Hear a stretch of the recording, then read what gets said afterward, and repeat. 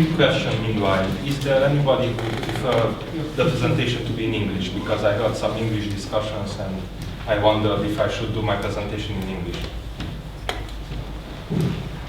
Okay. No problem. It's better in English because you won't observe my full Romanian skills. What the presentation is about and the article is about. The article is in Romanian, but it will appear also in English. So in a couple of weeks you can read it in English.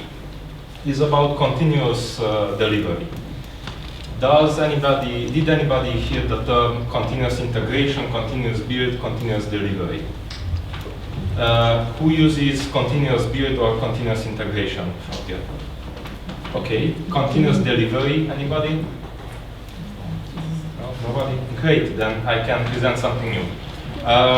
Those who use continuous build or continuous integration, why do you use it? What are the reasons why you prefer it? Maybe it's more. There are several reasons for that. One reason. I don't see other way.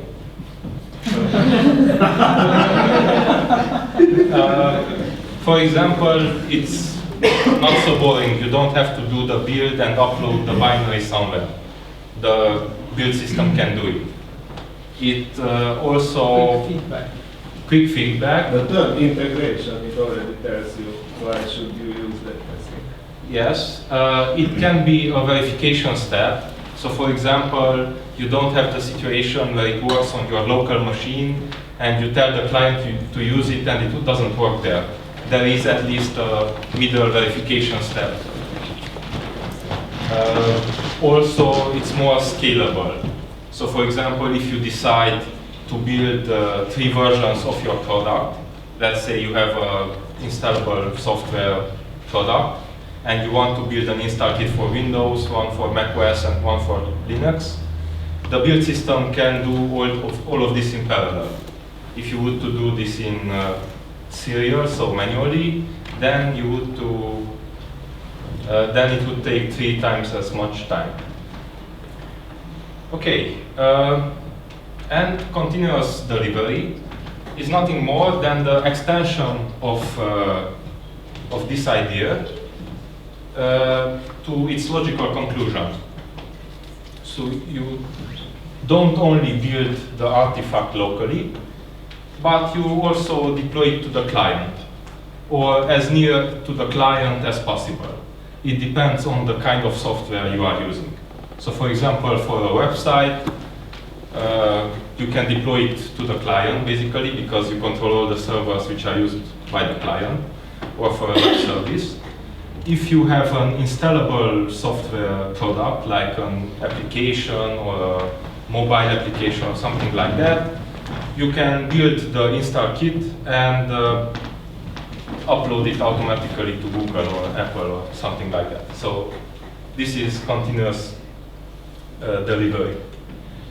To do continuous delivery, it's good to have some practices like code review or TDD, because otherwise you will find continuous delivery very painful.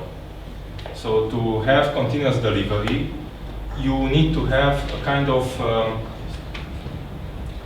knowledge, a kind of assurance that the quality of your product is good enough at any moment that you can deliver to the client. Of course, the big advantage of continuous delivery is that you automate as many steps as possible from your software development process. And theoretically, you can automate around 50% of your process. Here is a more detailed scheme of a general software delivery process. And in green are shown the parts which can be done automatically.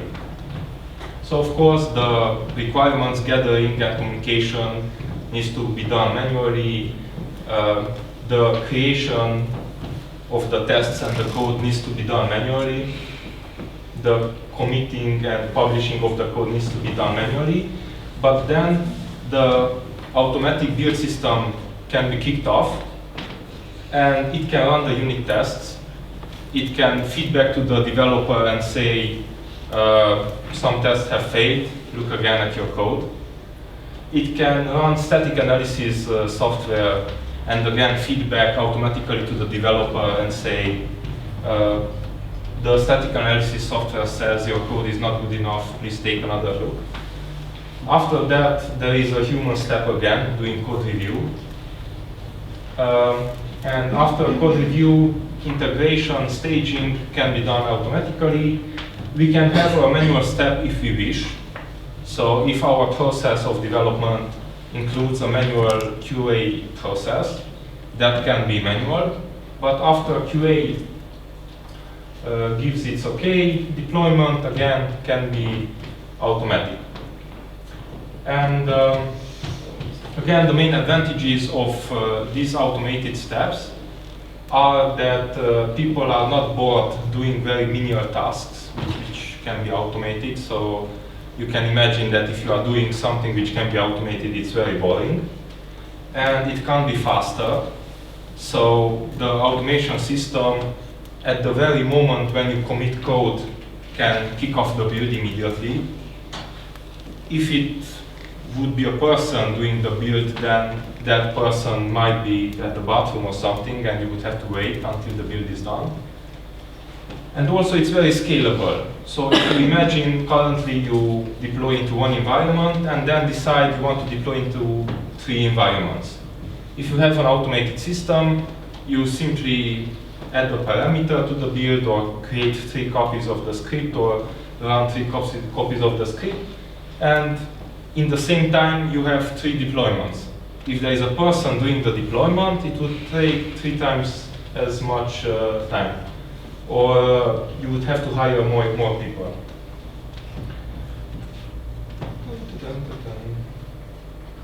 Okay, doesn't seem to work.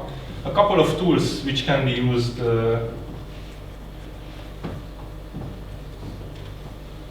Okay. A couple of tools which can be used in creation of such a continuous delivery system are Jenkins or Hudson. There are also other alternatives. You can read them in the article. A SonarQube for static analysis. GitHub for hosting the code. It's not necessary to use GitHub. You can also use other services. You might know many of these services if you already use continuous build. And continuous delivery is just, so from a technical perspective, it's just adding a new job to the Jenkins server. It's nothing magical. And this is pretty much it. You can read the details in the article. As they say, the devil is in the details. So depending what technology you use, there can be all kinds of pitfalls. So for example, if you build a Windows system, there are some kind of problems. If you are building a Python system, there can be other kinds of problems. Do you have the right tools installed? Can you run the tests in an automated fashion, and so on?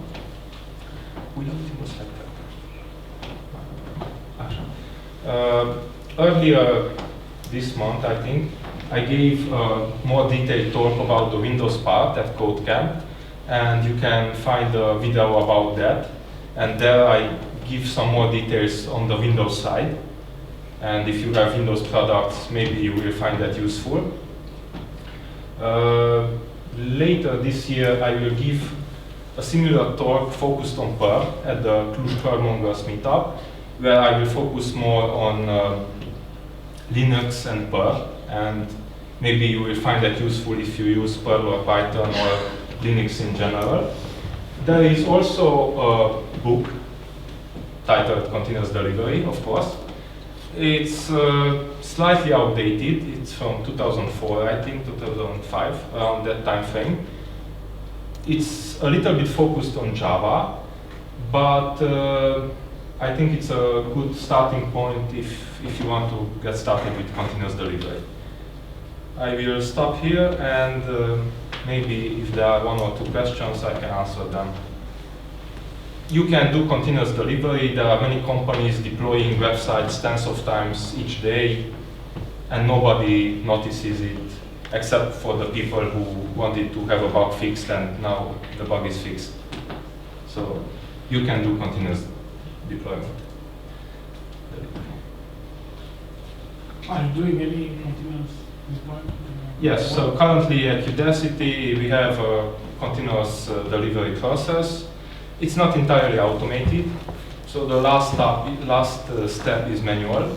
How we do it, we have a chatbot in our chat room, which is connected to Jenkins, and we can say to it, please deploy the code to staging.